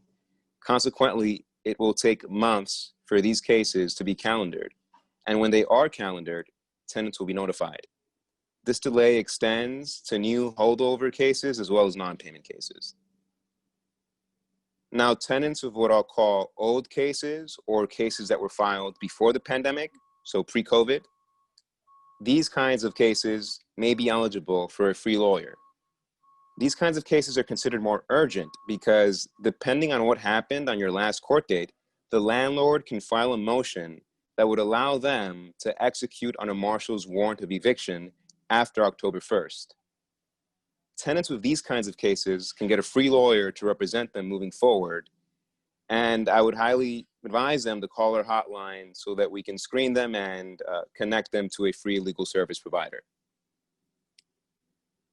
Tenants have also been able to file new cases against their landlords for violations and harassment. Emergency HP actions for repairs needed in your apartment have been accepted by the court throughout the pandemic. If you have violations in your apartment that need to be addressed, feel free to call our number. We can help you file an HP action remotely, online, through the website justfix.nyc. We can also help tenants file illegal lockouts. So if your landlord has forced you to move from your apartment, we can help you start a case for an illegal lockout as well. Finally, we have an updated list of all the organizations that still have funding for rental arrears assistance. So if tenants need any assistance paying their back rent, feel free to give us a call for information on potential resources available. And that's pretty much it. Thank you for inviting me again. Pedro, thank you for joining us. I want to bring up one question that was sent to us ahead of time about eviction. The participant said that they had heard reports that landlords were hurting financially with tenants who are currently unable to pay their rent, and they were looking to evict their rent stabilized and low income tenants in order to basically make the apartments go back to market rate to attract higher paying tenants. Is this something that, and they wanted to know what their recourse would be if that were to happen to them. It seems like that's something that, they would have a strong case to fight in housing court. Is that correct? Yeah, but first of all, that may not be a coherent strategy for the landlords per the new rent laws that were passed. Well, I say new, that were passed in 2019. They limit the amount landlords can increase the rent for rent as apartments after someone were to leave. So they would basically still have to go by the Rent Guidelines Board. I know someone from HCR is here, so maybe they can clarify that. But from my understanding, even if the tenant were to move out, unless they make some major capital improvements, I don't see how they would be able to hike up the rent. But also to the main point of question, tenants who live in rent stabilized apartments.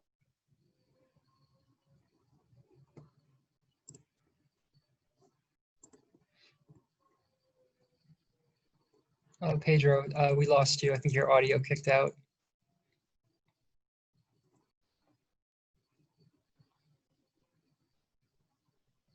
Okay, I think Pedro's having some connectivity issues. If you're able to connect again, Pedro, if you want to just finish what you were saying in the chat room or jump back on the line.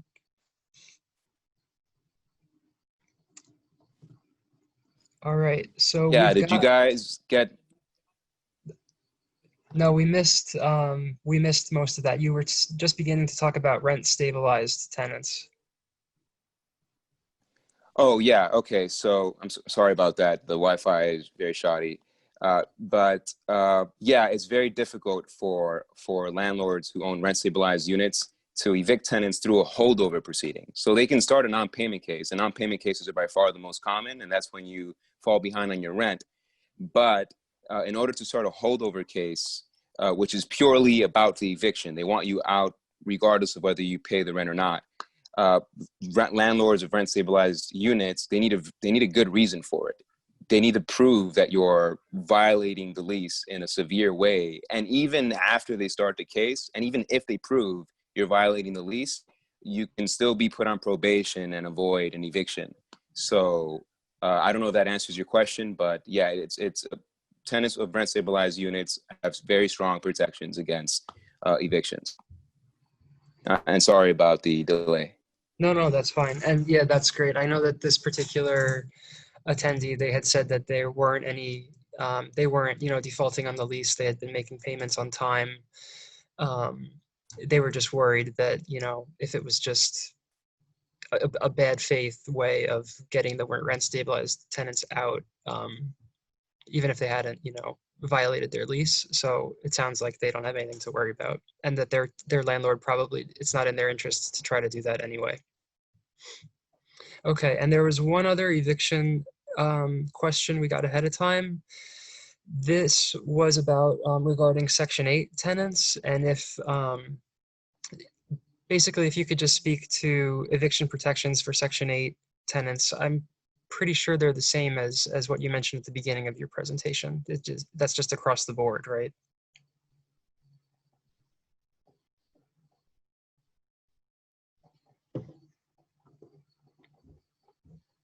Oh, I think maybe Pedro's Wi-Fi is out again. Okay, so we've got about 15 minutes left till 8 o'clock. If people have any questions, you can raise your hands, type them in the chat room. Can you hear me? Yes, you're back. Go ahead.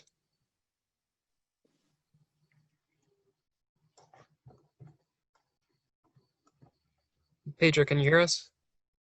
Yes. All right, you're a little in and out, it seems. I think you might have a bad connection.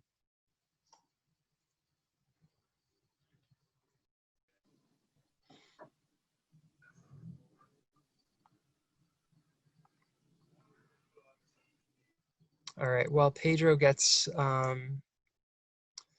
tries to find a Wi-Fi spot, I think I'm going to open it up to questions. And as people start thinking and typing in the chat room, I'm going to just start with some of the questions that we received by email and that weren't touched on in the presentations. So we did get a lot of questions about the 421A program, and this is a program that's overseen by HPD, but unfortunately we didn't have a representative from their division with us tonight.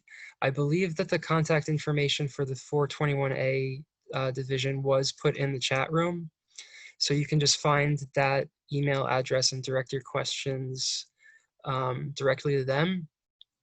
We are considering having another one of these webinars later in the fall, early winter, and maybe we can try to get someone from the 421A program on that webinar. So let's go back to Housing Connect. We had a lot of questions come in about Housing Connect. So someone had asked that, they said that they applied for a housing lottery a few years ago and they were called in for an interview. They weren't ultimately chosen for an apartment, but they wanted to know if it's possible to get on a building's waiting list as other tenants move out. Could anyone speak to that? So no, there's no way to get on a waiting list unless you were contacted for an appointment of eligibility. You were deemed eligible, but there were no more units available for that development. Then you are placed on the waiting list. That's how that process works. So if you were contacted and you weren't eligible, you would need to file an appeal to be reconsidered, for that development. But if your appeal was accepted, but there are no more units available, you would be placed on the waiting list. So that's how a wait list works. No one can just sign up to be placed on the wait list. You would be placed on the wait list if you are deemed eligible, but there are no more units available. Okay, and Letitia, I know that you mentioned that rental subsidies don't count against anyone in their applications. Someone asked specifically about DRE, the Disability Rent Increase Exemption Program. Is that also has no impact on our application? In terms of,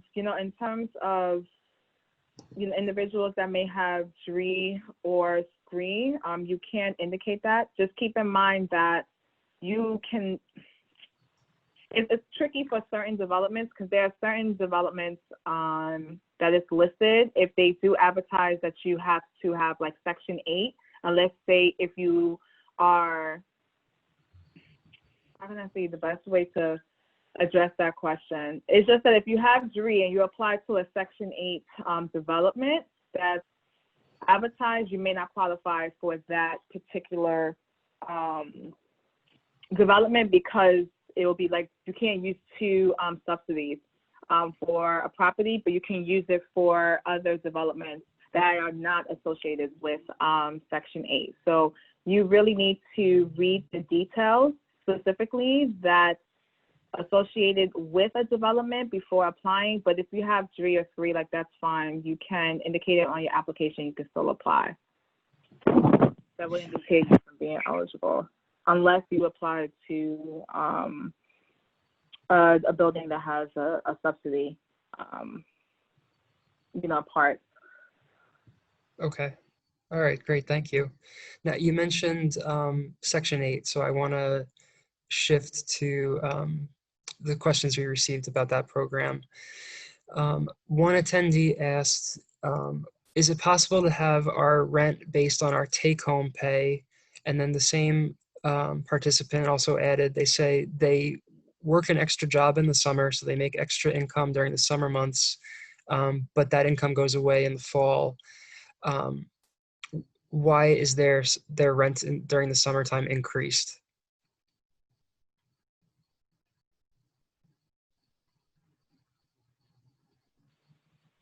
I don't understand that question because any of the units associated with the housing lotteries are not rent driven.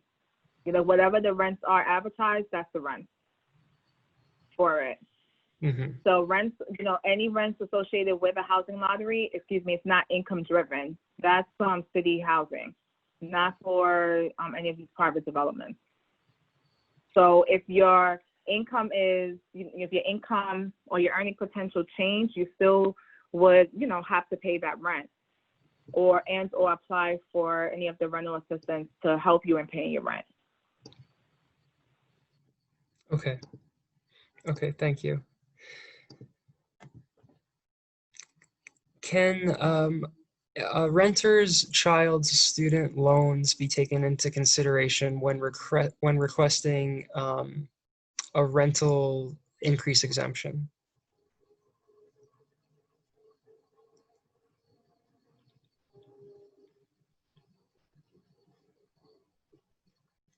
All right, that might be a question that we have to follow up on in an email.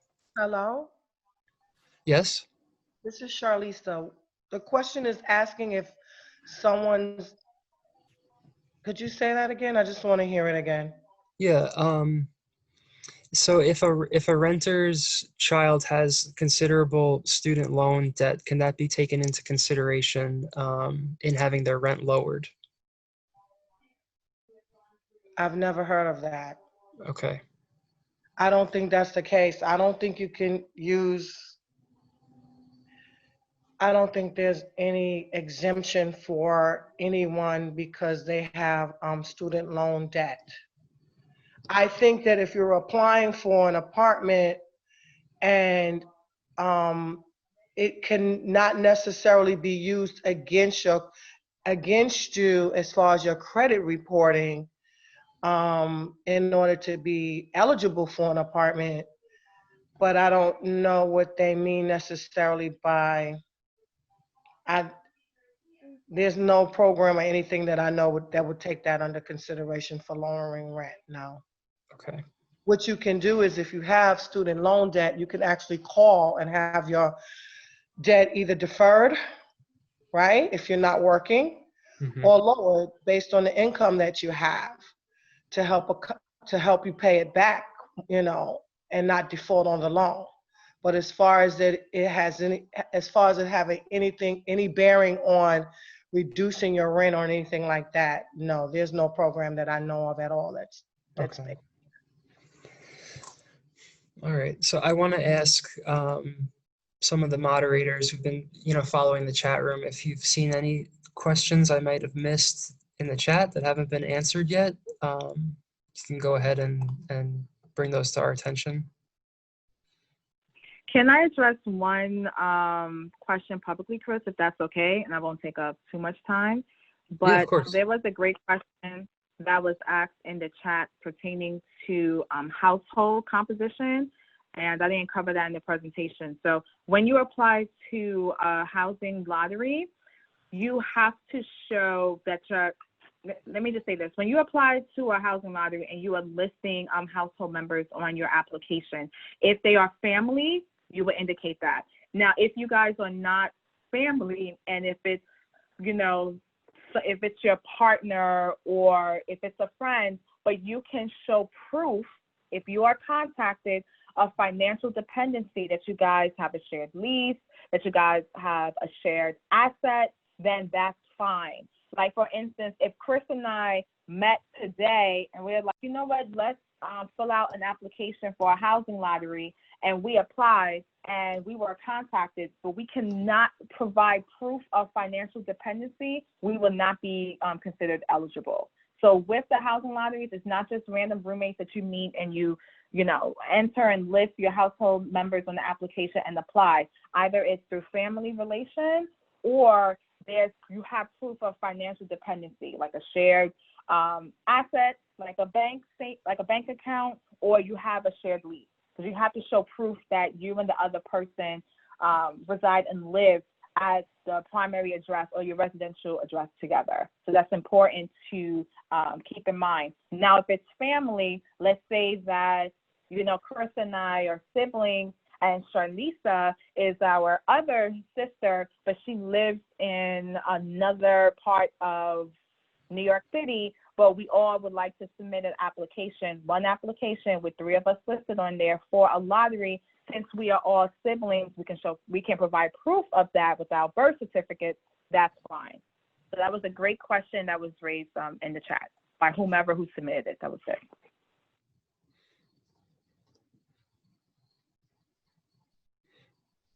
I'm just looking to make sure. I think we've covered most, if not all, of the Housing Connect questions that we got. So I'm seeing a couple of questions. Let's just say any of the Housing Connect questions that were in the Q&A chat or in the regular chat, I did sift through them and address them. I know there was like a question about immigration status.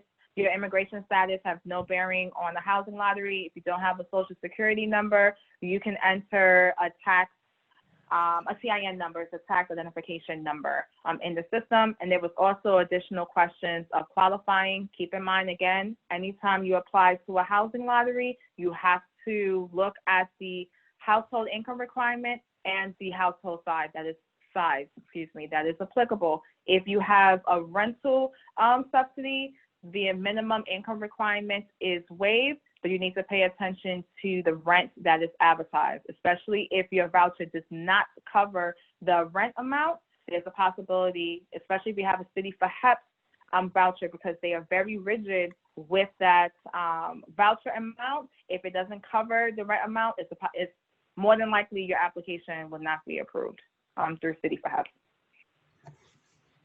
Right. Okay. Thank you.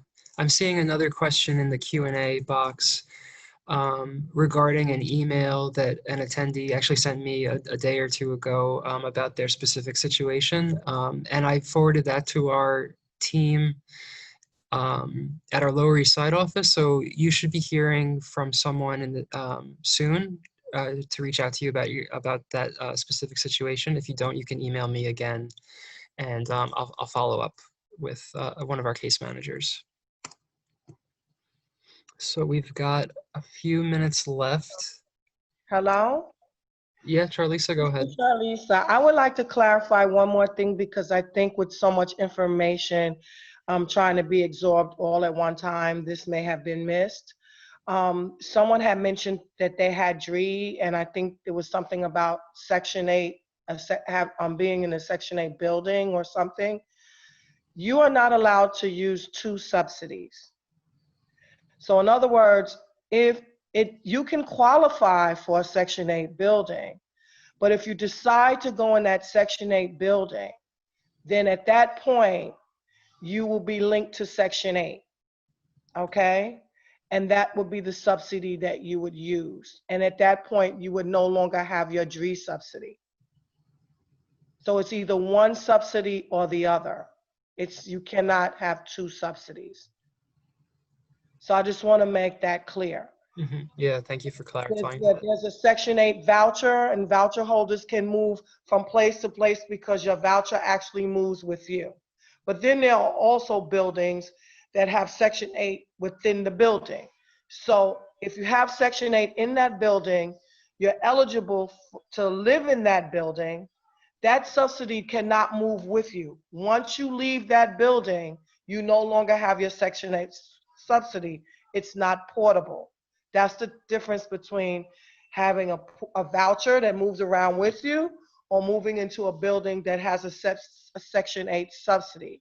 If you already have one type of subsidy and you decide that you want to move into one of these Section 8 based buildings, you can no longer have two subsidies. So I just want to make that clear because sometimes people are not sure and no one can influence you as far what you should do. It's your choice to decide, do I want to continue with my DRE subsidy and maybe stay where I am or look for someplace else where I can use my DRE subsidy, or do I want to move in this building that's Section 8 based and I will no longer be able to carry both subsidies at that point? Right, yeah, that's very important. Thank you for clarifying. So I think we probably have time for just one more question. I'm just looking in the chat room. I see a couple of questions actually just touching on, the amount of people who are currently leaving the city and apartments becoming available. One attendee specifically asks if there's any way of getting on a list for these newly vacant apartments, if they're HPD buildings, and how does one get on that list, and what kinds of population is given priority?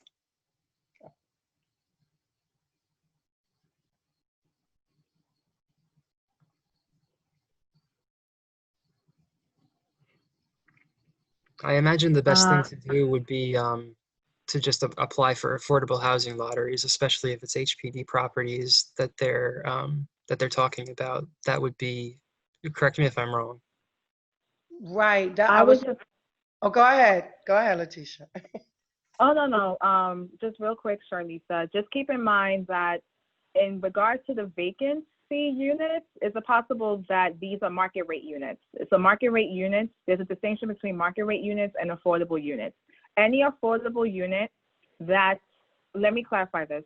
Any development that receives city funding, their affordable units are marketed through Housing Connect. So those units would always be marketed through Housing Connect. That's how that would work. So if a development and those units were not marketed on Housing Connect, that means it is not a part of the affordable housing program through the city on Housing Connect. It can be a separate entity or a private entity, and those specific units you can and should contact the management office directly about those units.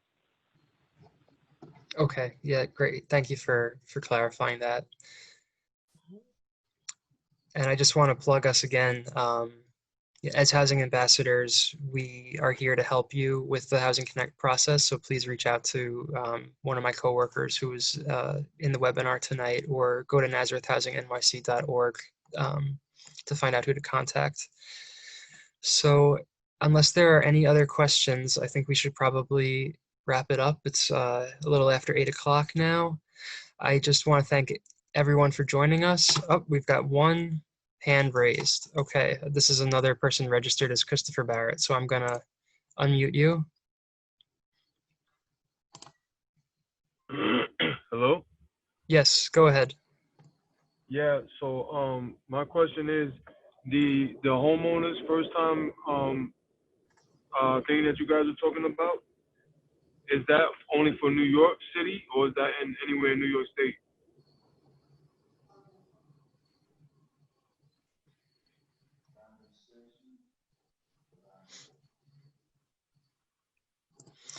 Philip, I think this was a part of your presentation.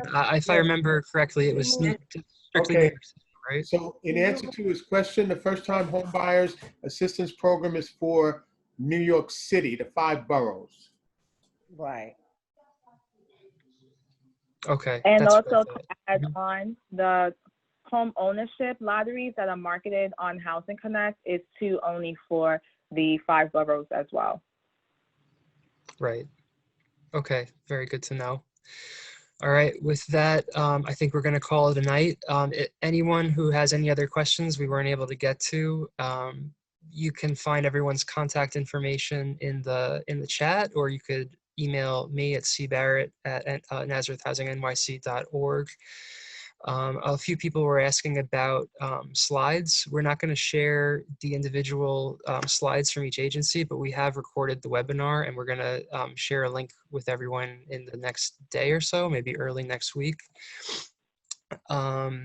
I want to just thank all of our panelists for being with us tonight and giving us really a wealth of information. There was a lot covered, a lot of important information. I think it was really helpful for everyone. So thank you very much for being with us tonight. And I especially want to thank HPD for helping us host this, for doing outreach. You know, we really appreciate it, and we'd like to host another one of these in the future if possible. So Definitely. Thank you. before we go, I just want to plug Chris, one if last possible, thing. real quick, Mhm. there's a question that came in about seniors, about housing for seniors, to also share on Housing Connect. Sometimes we do have lotteries specifically for seniors. So when you look at the lottery details, there would be a requirement there saying that in order to qualify for this lottery, a household member must be 62 years in age or older. So that is a senior lottery that you can apply to. I don't know if there are any other panelists that can address to a few of the questions that came in about senior housing. Okay, yeah, that's something we didn't even get to, but I know that that's a really important question a lot of our clients have, so that's great to know. All right, so before we go, I just thank you everyone again for being with us tonight, and we wanted to let you know that we do have another workshop coming up later next month. So Camille, if you're still on the line, I think this is your workshop, if you want to just jump on real quick and tell people about it. Yes, hello everyone. My name is Camille Infante, and next month, October 22nd, we're going to be holding a webinar about learning how to send emails and scanning documents from your phone. Please go to nazarethhousingnyc.org/workshops to learn more about this webinar. If you have any questions, please feel free to reach out to us. Great, thanks very much, Camille. All right, with that, I just want to thank everyone one last time and wish everyone a good night. Please reach out to us if you've got any questions. We're happy to answer them over the next few days, and be on the lookout for a recording of the webinar early next week. Thanks very much, everyone.